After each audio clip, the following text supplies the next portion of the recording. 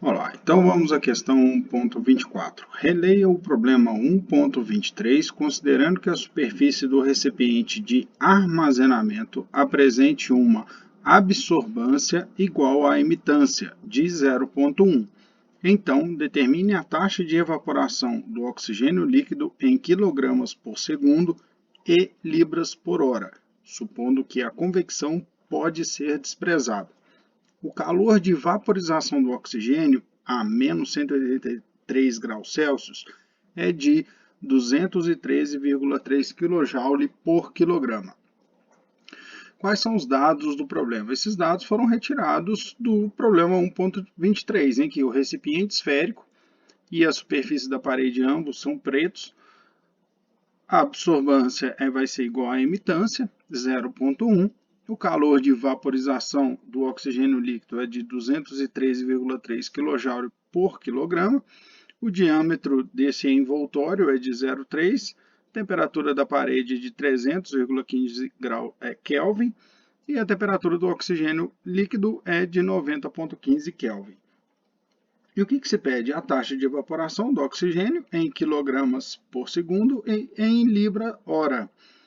Bom, ele quer uma vazão mássica aqui, uma quantidade em quilograma por tempo. Quais são as hipóteses? O regime ele é estacionário, a temperatura da parede do recipiente esférico é a mesma do oxigênio líquido e os efeitos convectivos serão negligenciados. A gente vai desprezar eles, até mesmo porque o próprio enunciado do problema está dizendo que, supondo que a convecção pode ser desprezada. O desenho, fiz um mesmo esquemático do exercício 1.23 e algumas considerações aqui para a equação, da utilização da equação 1.17 na página 16 do livro, em que se a gente tem corpos que emitem uma temperatura igual a de um corpo negro, ou então uma fração constante dessa emissão de um corpo negro em cada comprimento de onda, eles são chamados de corpos cinzentos. E é exatamente nesse mesmo parágrafo, nesse último parágrafo da página 16 do livro, que se a gente tem um corpo a uma temperatura T1 e um envoltório fechado preto em torno de uma temperatura T2, em que ε1 é uma emissão constante de emissão de um corpo negro da superfície cinza, é igual à relação entre essa emissão e a de um radiador perfeito na mesma temperatura. Então, dada a equação, substituindo os valores, a gente determina a taxa de transferência de calor por radiação da parede para o envoltório esférico. Esse sinal negativo é que está dizendo isso, ele está dizendo o sentido de propagação de calor, né, que está sendo da parede para o envoltório. Então, a taxa de evaporação em quilogramas por segundo é a razão entre a taxa de calor por radiação por calor de vaporização.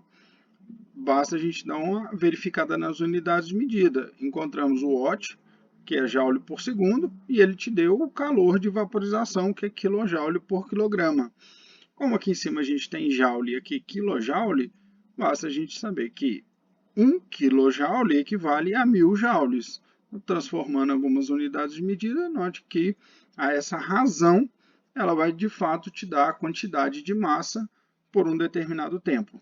Então, a massa, a vazão mássica de oxigênio líquido que sai ali vai ser de 6,05 vezes 10 a menos 5 kg por segundo. É bem pequenininho.